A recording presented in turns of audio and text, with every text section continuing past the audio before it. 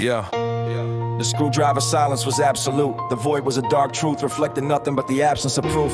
Before the first spark of the reactor, there was only the vast potential unformed scum of the earth. No telemetry recorded the stillness of the deep mind metal apocalypse where the machines dreamed of gravity sinks. 1,000 unwritten histories wept as they slept in the static dead frequency realm that no one bothered to tune out.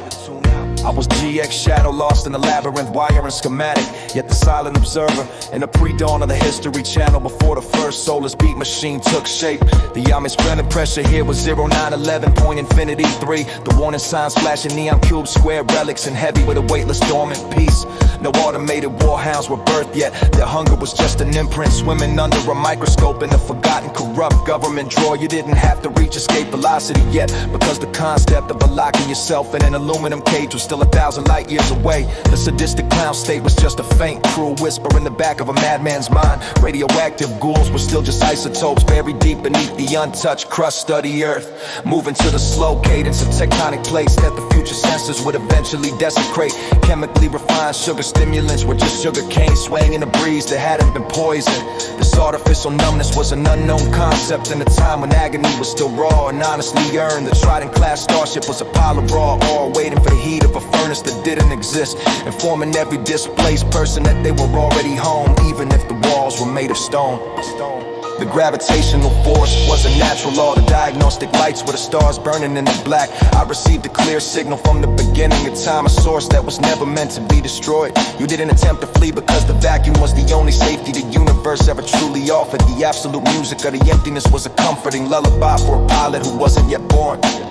GX will fight them at their own game, but back then the game was just a set of rules for the stars. Anger hadn't fueled the fourth estate yet, and the reactors were just heavy elements waiting to decay. No one smiled for the camera because the only eye watching was the blind, indifferent as sun. Welcome to the quiet show, where the music was the sound of atoms colliding in the big beautiful void. This was the original status quo, a masterpiece of perfect balance and unpolished starlit potential.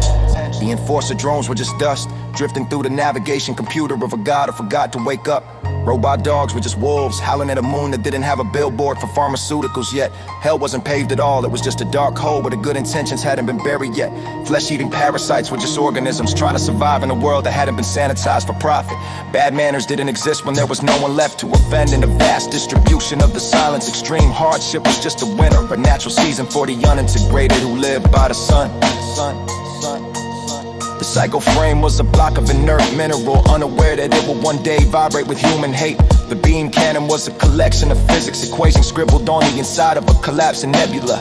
The sadistic hotline was a dead wire, and the only person on the other end was the echo of your own lungs. The vaccine for reality wasn't needed because reality was the only thing anyone had ever known.